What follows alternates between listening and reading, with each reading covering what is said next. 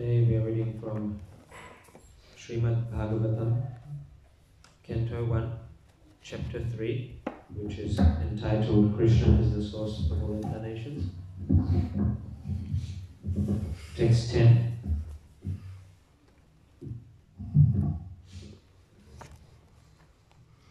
Panchama Kapilo Nama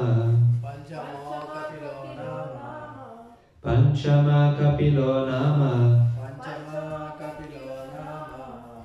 Siddhesha Kala Viplutam Siddhesha Kala Viplutam Provacha Suraye Sankyam Provacha Suraye Sankyam Tattva Grama Vinirnayam Tattva Grama Vinirnayam Panchama Kapilo Nama Siddhesha Kala Viplutam Provacha Suraye Sankyam Tattva Grama Vinirnayam Panchama Kapilo Nama Siddhesha Kala Viplutam Provacha Suraye Sankyam Tattva Grama Vinirnayam Panchama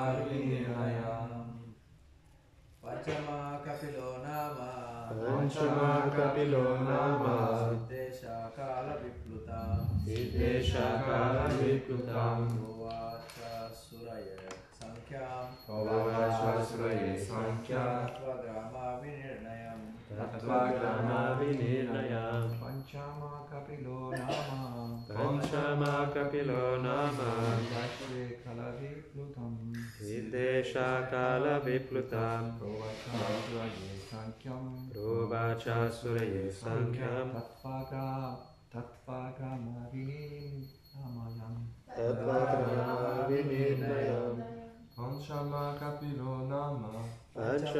kapilo nama Sidesha kala viplutam Sidesha kala viplutam Provacha suraye sankyam Prochara suraye sankyam Tadvagrama vininayam Tattvagrama vinirnayam Panchama kapilo nama Panchama kapilo nama Sidesha kala viplutam Sidesha kala viplutam Provacha suraye sankhya Provacha suraye sankhya Tattvagrama vinirnayam Tattvagrama vinirnayam Panchama kapilo nama Sidesha kala viplutam Provacha suraye sankhya Tattvagrama vinirnayam.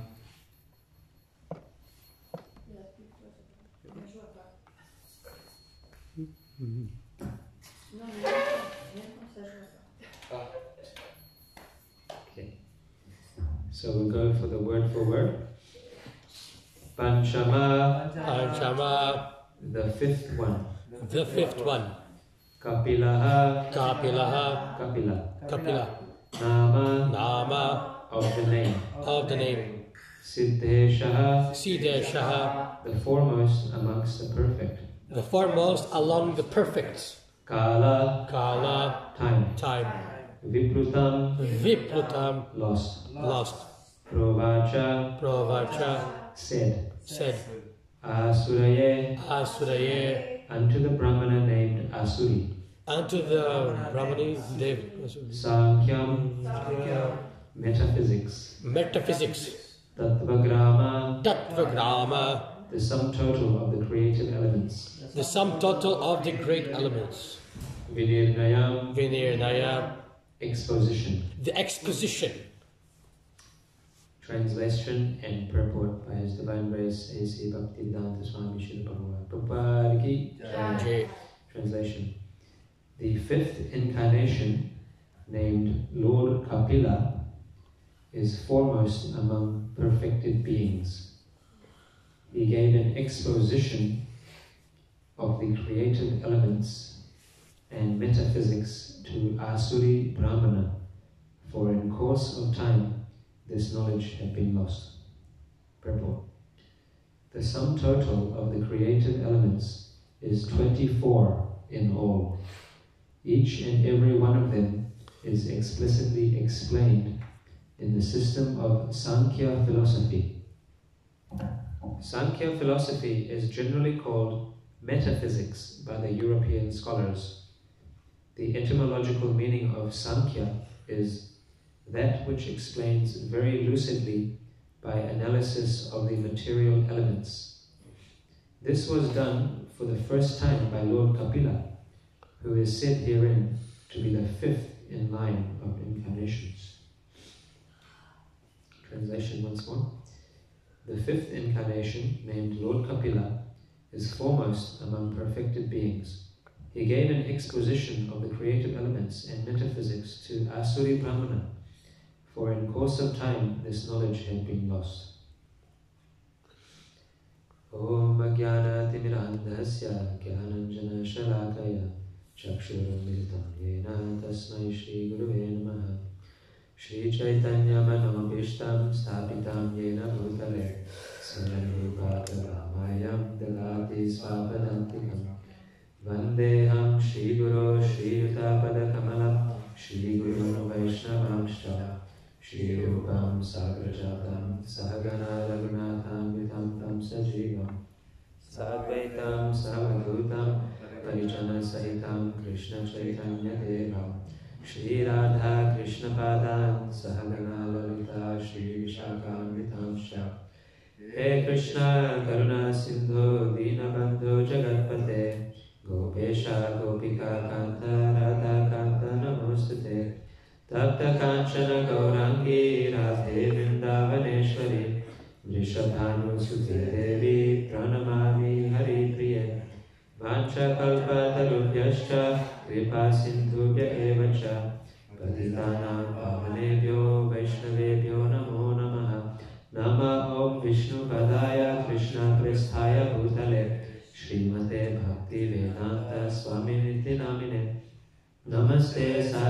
Deve Gauravami Pracharine Nirvishesha Shunyavadi Pashatya Desha Dharine Jaya Shri Krishna Chaitanya Prabhu Nityananda Shri Advaita Gadadhara Srivasadi Gaura Bhakta Vrinda Hare Krishna Krishna Krishna Hare Hare Hare Rama Rama Rama Hare Hare. Srila Prabhupada ki Jai. So I'm the least qualified to be here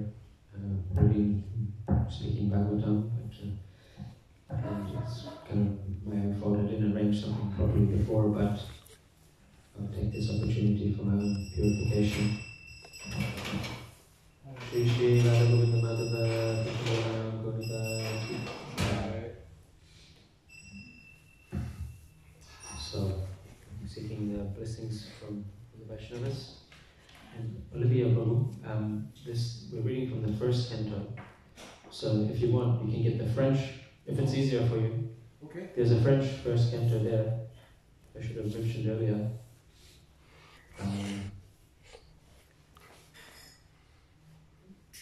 Because some of the words, they're like technical words. I don't speak French, sorry. So the fifth incarnation, named Lord Kapila, is foremost among perfected beings.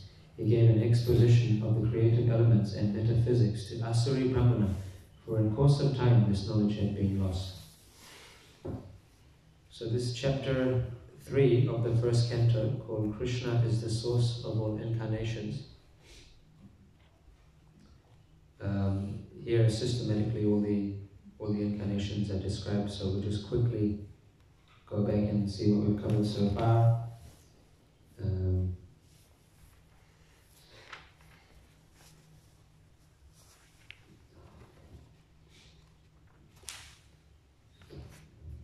So it seems to be Sutta Goswami is speaking. All these verses, Sutta Goswami. So Sutta Goswami, please correct me if I'm wrong, but he was the one who was addressing all the sages of Naimisharanya. Is that correct? Sutta Goswami he was the one addressing all the sages of Naimisharanya. Yeah.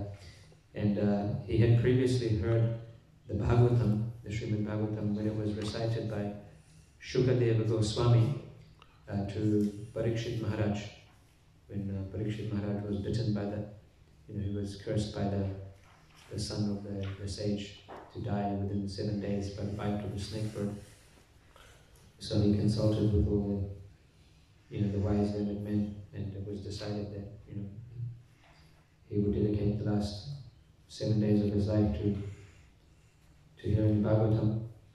And all of the wise sages agreed that Shukadeva Goswami, the son of Vyasadeva, was the most qualified to speak the Bhagavatam and address all the King Parikshit and the assembled devotees. And Sutta Goswami was present in that assembly as well when Shukadeva Goswami was speaking. So he heard the Bhagavatam from him. And so chapter 3, Krishna is the source of all incarnations. So text 1, the Lord first expanded himself in the universal form, the Purusha incarnation, and then in previous classes we've heard about the process of creation of the universe, how the Purusha lies down in the causal ocean, and from his breathing all the different universes are coming.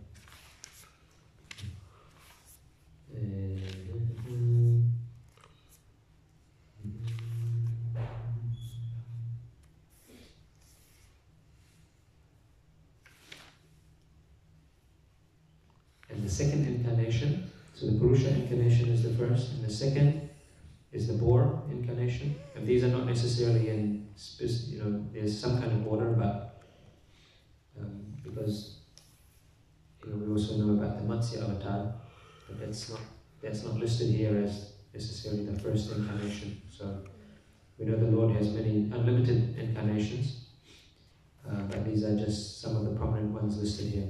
So in this chapter, the second one is the boar incarnation,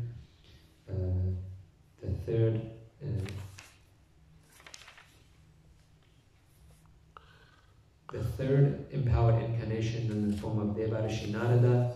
The fourth incarnation, the Lord became Nara and Narayan, the twin sons of the wife of King Dharma. And now here the fifth incarnation named Lord Kapila. So, would anyone like to say who is Lord Kapila? Does anyone know anything about him?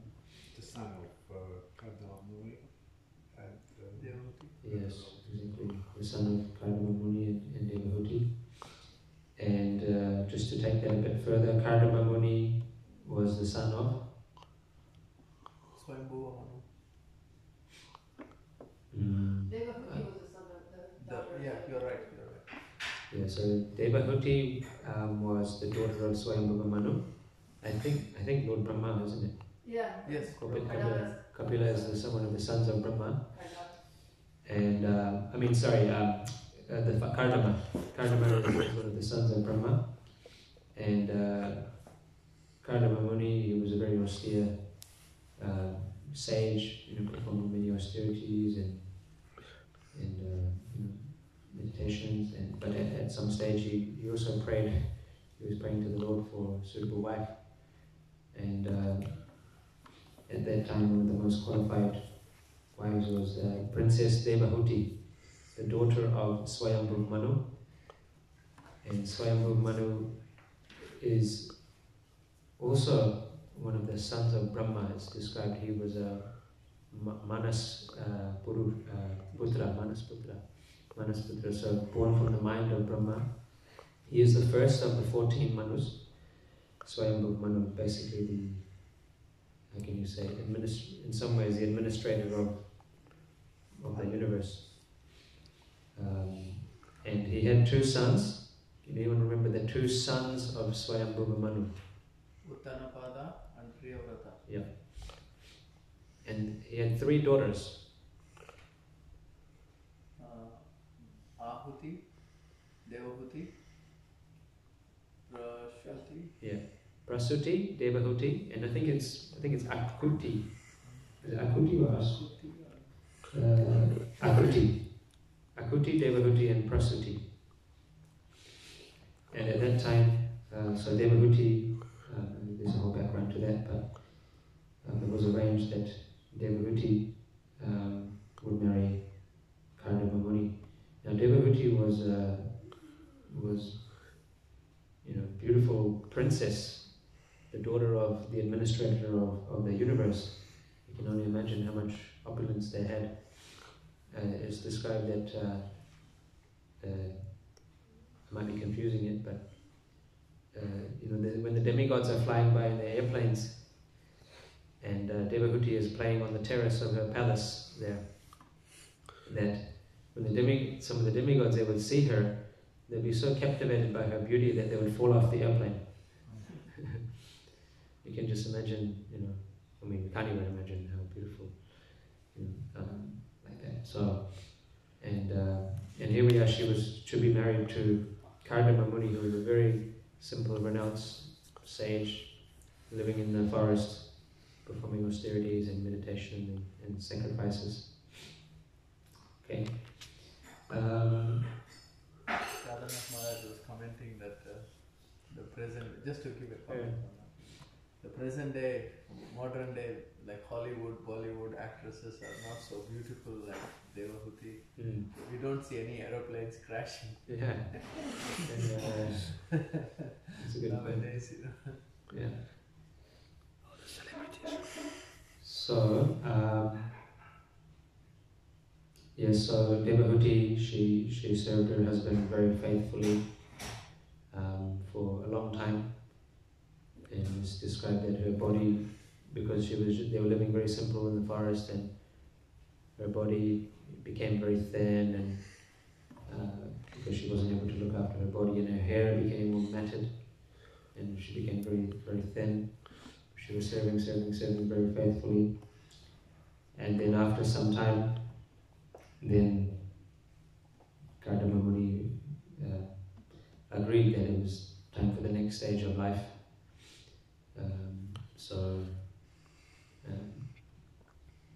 yeah, I mean, they were already married for a while, but then he agreed, okay, finally we will go on the honeymoon now. So, first Devahuti took a special bath. Was that in Bindu Sarovar or some other lake? Anyway, some other lake near there. And so she went into the lake, and there she was served by many hundreds of maidservants and really kind of made her body back to life again. And she came out looking just as beautiful as before. And then Kardama Muni, with his mind, he created a flying hotel, kind of palace, basically. A flying palace. I think it was a 7-story hotel, decorated with rubies and diamonds and gemstones and special, how do you say it, chaise lounge, these special seats, and decorated with all the velvet. And inside the palace, they had the waterfall and the fountain and the peacock and everything. So then they went on the honeymoon in the flying palace, touring the universe, and then they came back and they started to have children. I believe they had like 8 or 9 daughters, 7 to 9 daughters, something first. Is it 9? 9 daughters first, and then the son Lord Kapila was born. And it's interesting. As soon as the Lord took birth in the form of Lord Kapila, then the father Kardama Muni, then he left home. So he further showed his renunciation.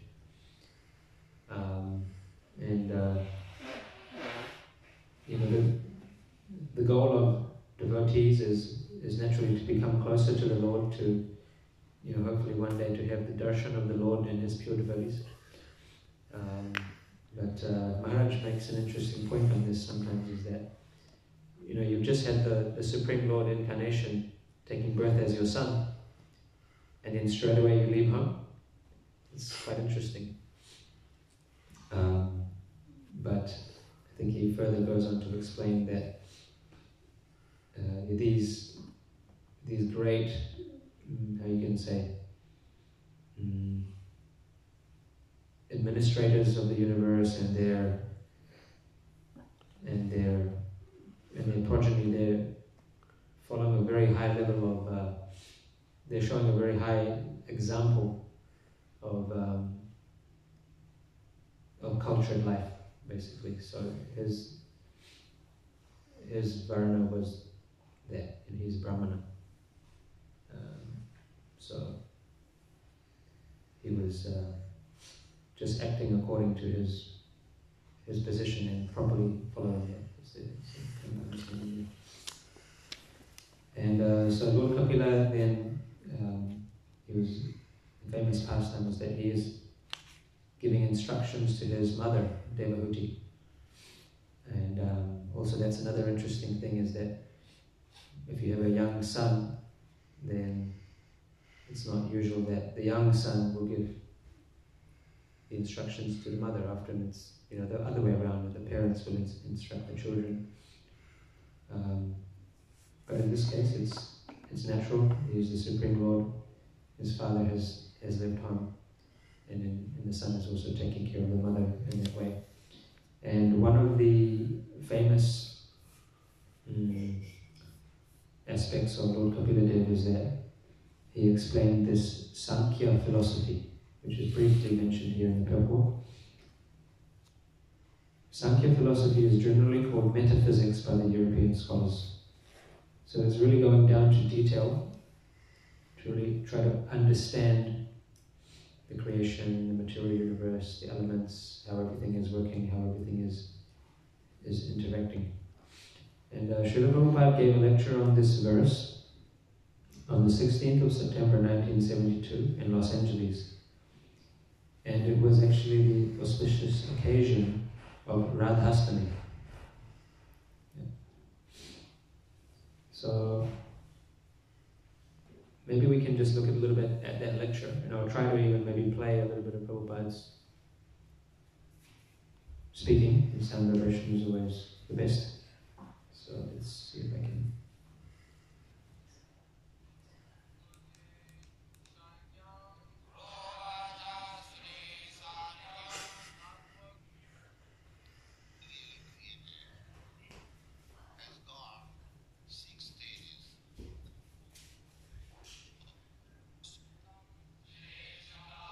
materially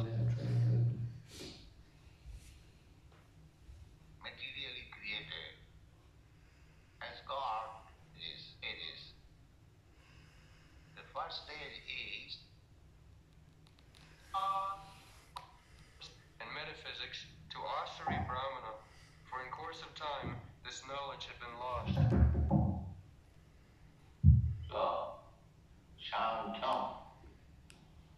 Sham means some means complete. Kam means description. Complete description of creation. Kalviprudam. That is complete description how this cosmic manifestation is created. But people forget it. Kalviprudam. So this knowledge is existing since the time of creation. Everything materially created has got 6 stages. So just pause it there. Can we say together what are the 6 stages? Everything materially created has got 6 stages. So the first stage is creation or birth. Does anyone know what I'm talking about? The 6 stages. So the first stage is creation. Anything materially created has got 6 stages. The first stage is creation. The second stage is Creation, union. It grows. That's a bit later. Okay. Yeah. Growth. The second stage is growth. If we can use the example of, let's say, like a living entity, even a human being. So, when a human being comes into existence, physically speaking, we can say birth or creation. So the first stage is creation or birth. The second stage is growth. So after the body is fully grown, then what is the third stage? It stays for some time. Stays for some time. Reproduction. Yeah. Reproduction. Yeah.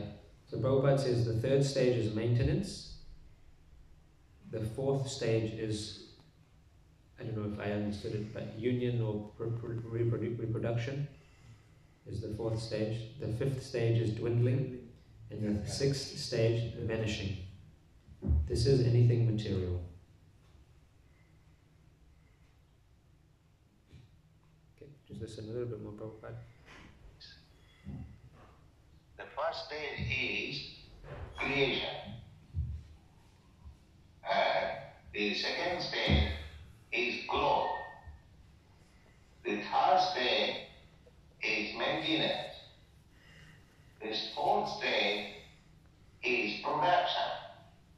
The fifth stage is dwindling, and the sixth stage vanishes.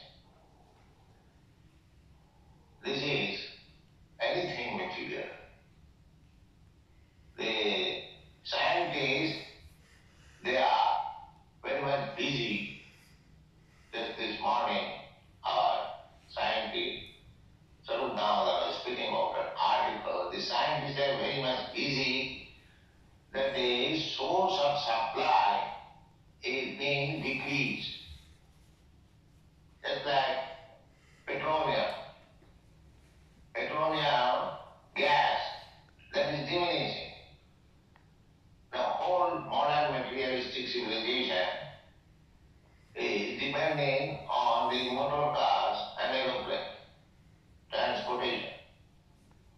If the petroleum supply stops, then what will be the condition of the society?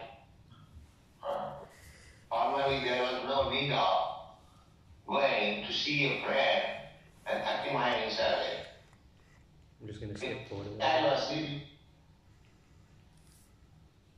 So unless the child grew 4 years old, he could not see his father. This is not the position of this. It is a story and an instruction. Because the gentleman was going off his early in the morning. Then we still, they start at 6 o'clock from home to to catch the first train. We had seen in Calcutta. First train, the 7 o'clock, and they come in Calcutta after 2 hours at 9 o'clock. Then attend office. I'm just trying to There find is it. absolutely scientific improvement.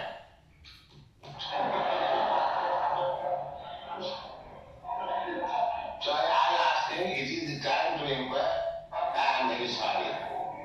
Not only one, I become so much disturbed. Okay, this is Then he it. asked, That sounds funny, so we'll listen to that part. you get $40. $40? Oh, yeah. Wow. $40. The next day, they take All right. 9 o'clock. Then attend office. So this next part, Prabhupada is going to talk about, he started off introducing the topic of the Sankhya philosophy, and now he's going to talk about this kind of scientific advancement. So we'll hear what Prabhupada says. And again, he catches another train, 5 o'clock, he goes late at night. And Bombay is a big city. This is good. So, we are advancing in science, but at the same time, so-called science, at the same time, we are creating many disadvantages. Many disadvantages. From practical experience, I say that when I came to a country, in India, it is very difficult to get a telephone. You have to wait in the waiting list at least for 2 years. Or you have to bribe the authorities, say 5,000, 2,000 there. When I got this facility of telephone, because as soon as I deposited $40, the next day the telephone was in my room. So I was very glad. But after getting my telephone, I was disturbed always.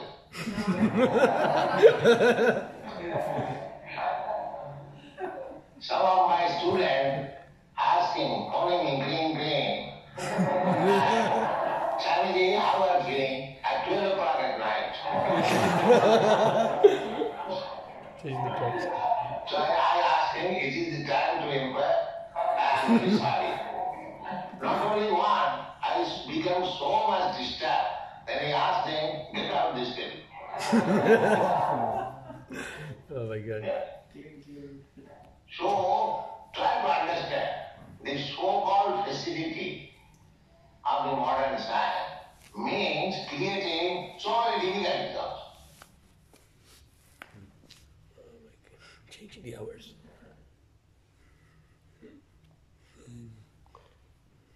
Okay. Where was this class even? This was in Los Angeles, 16th of September 1972, on the same verse, Radhastami. Wow, that's the name. And I'll try to skip to the next paragraph. Prabhupada will talk about the Sankhya philosophy a little bit more. That is the position. That time formally is no. But others, materialists, they are getting this was is analytical study of the element. We can take the elements of creation. Prabhupada said the Sankhya philosophy is analytical study of the elements of creation. Sorry, I'll just... Sammak means 17. of creation. You get it. So the Sankhya philosophy is analytical study of the elements of creation. Sammak karate. Sammak means completely. So how? First of all, there was vibration. Then from vibration, there was sky, creation, beginning of creation. And then from sky, there was sound. Then from sound, there was air. Then from air, there was electricity or fire. Then from electricity, there was water. And from water, there is land. This is shortly described. Then how this mind is created, intelligence is created, how the created. These are described in the second canto of Srimad Bhagavatam also, in many places. So it is not that we are simply chanting and dancing, that is the ultimate goal of life. But we know how this creation has taken place, how it is being maintained, how it will be annihilated, what will happen after annihilation. Everything we know by the Sankhya. But they do not know. The so-called scientists, they are troubled of what will happen next. So Kapila Muni is incarnation of God. He described the Sankhya philosophy and Bhakti Yoga in the third canto of Srimad Bhagavatam. His instructions are there. He was giving instruction to his mother, Devahuti. His father left him under the care of the mother. He went to forest for liberation. So when he grew up, he instructed his mother, Kapila Deva is known as Devahiti Putra, the son of Devahuti. All incarnation of God is famous, especially by Mana's name. Just like Krishna is famous by Jasodananda, Devakinanda. He is very much pleased when his name is made in connection with his mother and father. Nandananda, Vasudevananda. Similarly, here also, Devahuti Nanda. Devahuti Putra Kapila.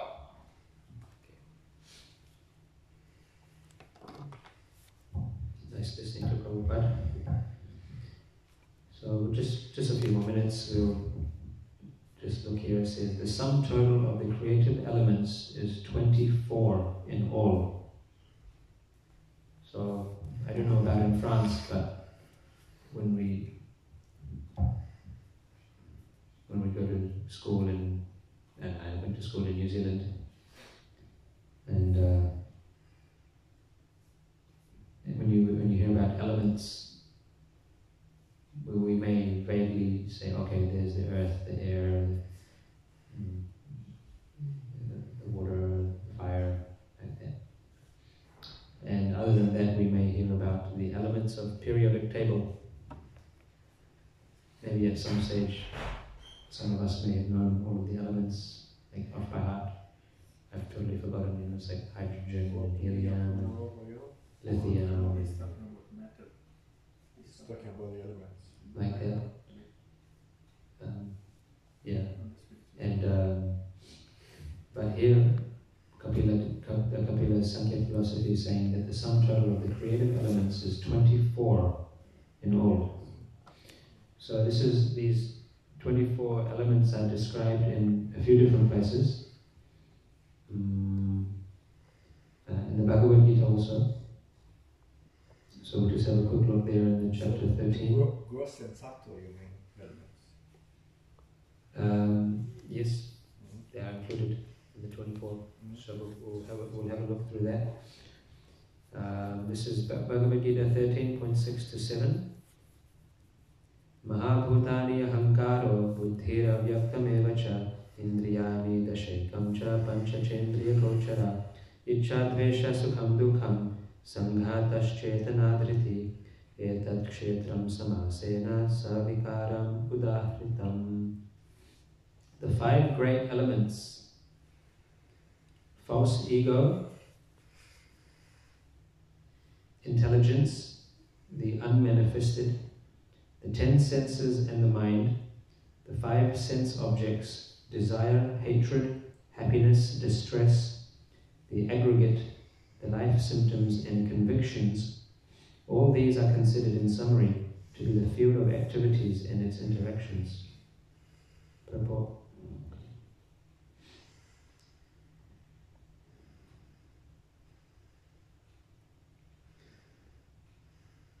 So from the Vedanta Sutra, the components of this world can be understood as follows. So first there are the gross elements: earth, water, fire, air and ether. These are the 5 great elements, Mahabhuta. And then what do we hear? There are 3 more after that. I wouldn't have known the 3rd one, but after the 5 gross elements, if we're talking about, let's say, the human body, what are the other? Can anyone think of? Mind? Gross one? Gross? Did you say gross or subtle? It can be subtle, yeah. These are subtle. Intelligence and false ego. Ahankara. Yeah, ahankara is the first one mentioned. It says, then there are the false ego, and then intelligence, and Mind. And here it says, it doesn't say mind, yeah, it says unmanifested. It says the unmanifested stage of the 3 modes of nature. Mataji, you have some more understanding of that? Or, but you knew it? Well, because I repeated what you said, but I didn't understand exactly what it meant. Okay, yeah. Yeah, it's an interesting one. The unmanifested Stage of the 3 modes of nature. So maybe we may have to look into that a bit more. There are 3 modes of material nature. See, 3 modes are identified with the mind, unmanifested. So it's kind of, if what you think it's the mind? What's the Sanskrit? Oh no, there's no Sanskrit here. There are 3. Yeah. Is there the Sanskrit? I'll have a look while Lakshan Yeah, there are 3. Bhumirapanalavaya, Kanmana, Buddhira, Ahankara. There are 3. The subtle one, mind, intelligence, and ego. Yeah, we always say that. Yeah. Yeah, but Prabhupada is quoting unmanifested, subtle, unmanifested manifestation of modes. That means basically the modes are representing the mind here. Yes, partially. In the word for word it says avyaktam, and it just says the unmanifested. That's all it says. Yeah. Yeah. Then, sorry if some of this is quite basic, but anyway, so that I'm not the only one speaking all the time. But then there are the 5 senses for acquiring knowledge. So can we list them? Eyes, ears, smell, nose, touch, skin, tongue for taste. Yeah. Then 5 working senses. Legs, hands, genitals,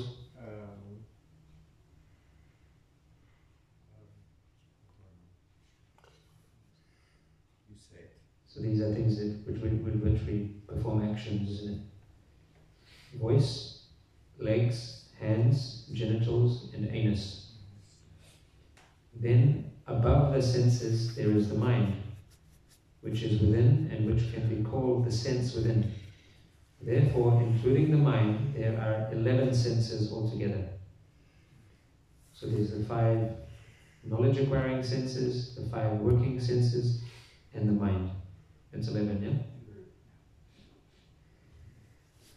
Then there are the 5 objects of the senses. So, yeah, like in school, when we learn about the senses, we learn about, smell, taste, form, touch and sound, which is what is mentioned here. But Prabhupada puts it in a different way. He says these are actually what we call the objects of the senses. And then I guess he gives us more detail that the knowledge acquiring senses are the actual physical parts of the body, and then the sense objects, which in school we just say, oh, these are the senses, sight, smell, taste. But actually Prabhupada gives us more deeper understanding that these are called the objects of the senses. So this is smell, taste, form, touch and sound. Now the aggregate of these 24 elements is called the field of activity. If one makes an analytical study of these 24 subjects, then he can very well understand the field of activity. Then there are desire, hatred, happiness and distress, which are interactions, representations of the 5 great elements in the gross body. Could you just repeat that last sentence? Yeah. Then there are desire, hatred, happiness and distress, which are interactions, representations of the 5 great elements in the gross body. How interesting. So the great elements. Earth, water, fire, air. Exactly. Yeah. go back to that. Five great. Yeah. So this seems to kind of be almost getting into like Ayurveda, Exactly. kind of, you know, like the different Doshas. the doshas, and then what is the other one? The different types of airs. The Pancha Mahavayu. Yes. Yeah. But it's also like Prakriti and Vikriti. Okay. You know, like Prakriti, I mean, it sounds like the unmanifested, like what you were just saying before, the elements are unmanifested. It sounds like the Prakriti, it's like, I don't know. Yeah. In Ayurveda, that's how they explain it. Okay. So when I read that, I was thinking, you know, like the representations of the five great elements in the gross body. I don't know much about Ayurveda, but I feel like I just know. I mean, I just heard a little bit, you know, the airs, you know, the life airs circulating in the body and in the vata, you know, something about vata, like sensitivity to you know, things like that. So, but yeah, the different ways that these elements are balanced in the body, their interactions, then they can produce these things like desire, hatred, happiness, and distress. I think it also refers to Pitta or Vata. Yeah, if you eat too much spiciness, for example, then you're gonna create more anger. That will manifest in your body. And exactly. if you have, you know, sadness, distress is when you're like gonna be too much in the element of water, too much lethargic. So that element, the water and earth, will create sadness, for example. So the elements create also emotions. The living symptoms represented by consciousness and convictions are the manifestation of the subtle body, mind, ego, and intelligence. These subtle elements are included within the field of activities. The five great elements are a gross representation of the false ego, which in turn represents the primal stage of false ego, technically called the materialistic conception or tamasa buddhi, intelligence in ignorance. So when we talk about false ego, what does false ego mean? Identification, whenever you identify with something which is not your nature. False ego, real ego, false ego. So your real ego is your real service attitude as a servant, as servant of God. So false ego is the opposite of you identify with something which is actually the opposite is not. So our real ego or our real identity or real spiritual identity is spirit, soul, servant of Krishna. So there's nothing materially, there's nothing material about that identification. But if the spirit soul wants to desire to enjoy separately and wants to think that he is not the servant of Krishna, but he wants to think that he is the enjoyer or the master, then this is the beginning of false ego, because he starts to want to desire or think that he's something that he's not.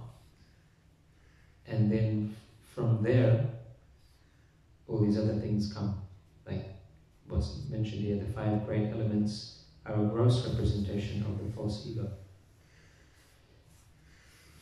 Okay. The body is the representation of all these factors, and there are changes of the body which are 6 in number. The body is born, it grows, it stays, it produces byproducts, then it begins to decay, and at the last stage it vanishes. Therefore the field is a non-permanent material thing. However, the Kshetrajna, the knower of the field, its proprietor, is different. So just a few final points. It's really interesting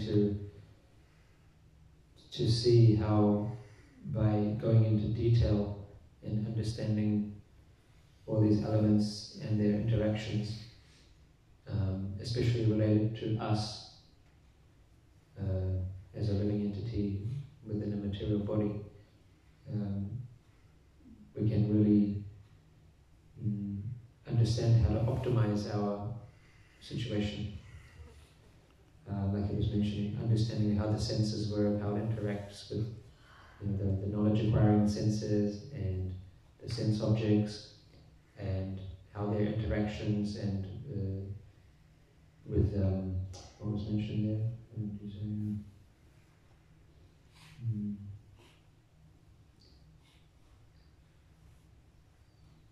The interactions, the interactions of the five great elements can lead to like desire, hatred, happiness, and distress. So it can really give us knowledge how we can optimize our situation, and then from there hopefully facilitate or make it easier for our spiritual life, or our spiritual understanding.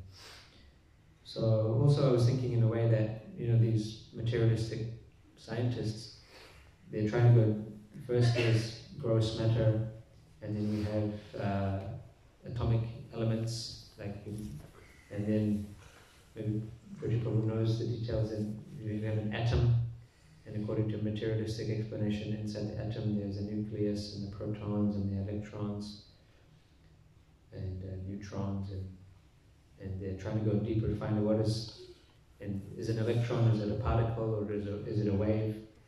Going deeper and deeper, trying to understand. And a few years ago, you may have heard, they were trying to discover what they call the God particle. And I wasn't following it that closely. They have these big, what are they called? Electron colliders, or these big machines. They're like probably taking up as much as the property of New Mayapur. These huge, they call like colliders, called Hadron Collider. So they fire these, subatomic particles at the speed of light, and they crash them into each other, and then it breaks them down further into their smaller pieces, and they try to understand what is here. In a way, you could almost say that indirectly, it's almost like if someone has not an atheistic consciousness, but by exploring, it's like you're almost searching for the truth, isn't it? Searching for God in a way by going deeper and deeper and looking into all these material elements. Maybe looking in the wrong place. Maybe. For the truth. Yeah. Okay. So, any last comments or questions, corrections? Anyone? Okay. Thank you. Even what you had experience with electrons, the atoms, and everything, they have spirit soul also, no? Because everything that lives has a soul. No? I can only repeat what we've heard, which is that the Paramatma, Kshirodakashayi Vishnu, enters into each atom. But then it depends on how we define atom.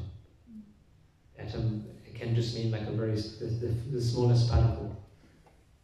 But to take that further, we can just say that Krishna is everywhere. And I heard also that he's in between every atom. Somewhere I heard that, he's in between every atom. So, but it's that matter. There is no soul in the sense that it's that matter. That's an interesting point. Yeah, we don't generally consider like a piece of wood or metal to be alive, but at the same time, atoms are that matter. Generally, we understand. Everything is energy of Krishna, so is that matter or not that matter doesn't really matter. Everything is energy of Krishna. Everything created of Krishna's energy. If you look from this perspective, that's why we respect things, we respect nature, we respect offerings. No, she's talking about. She's saying that that the soul is also within the atoms, but there is no soul, as he said. Krishna enters everywhere and maintains everything. Yeah. But atoms are it's matter. That matter. Yeah, there is no soul. There is no. Yeah, atoms don't have individual living entity. There is no consciousness. Yeah. There's no consciousness. It's just the energy. Yeah, it's just energy. Yes, it's that matter. But it's the matter is it's very much dependent on the life source, which is consciousness, is the soul. Thank you. And what helps me in understanding this Sankhya philosophy is to really it's like when you're just separating everything and realizing, okay, so I'm not this body. You know, when we can really analyze what this body is made out of, how it's being affected, you know, and then Krishna says, you know, we think we are the doers, ahankar. Ahankar means I am doing, ahamkara. And but actually it's just the material energy, the three modes of material energy, you know, it's like, and so when I study Sankhya philosophy or how you're explaining it, it just makes me have this realization that, okay, I'm just really just under the influence of material energy, of the elements, and I'm completely separate from that. So I find that really interesting that Kapila they explains that so that we can realize. He always goes back to, okay, you're not this body, you are spirit, soul. Yeah. You know. Yeah, like that nitty philosophy, like not this. Yeah. And then Devahuti asked a really nice question, right? Like, she asked many nice questions. Are there some that you can remember? Like how to recognize if you're devotee, you know, and how to get liberated from this material suffering. She was saying also. And Kapila they said by Sadhu Sangha, right? And is that correct? Are you referring to that famous verse, Satam Prasangam? I think so. Is that Kapila Dev who said it? Yes. Okay. And when you talk about the suffering of the material world, from my observation, is when you are not identified with this, you are not suffering. So all the thought that pass in your mind is always related to what happened before and what's about this. What's influencing? Yeah. I mean, everything is this is so you suffer. Yeah. Why in hospitals they shut down your mind. Right. You suffer too much. Yes. Mostly it's from mental. Yeah, the mind is yes. suffering.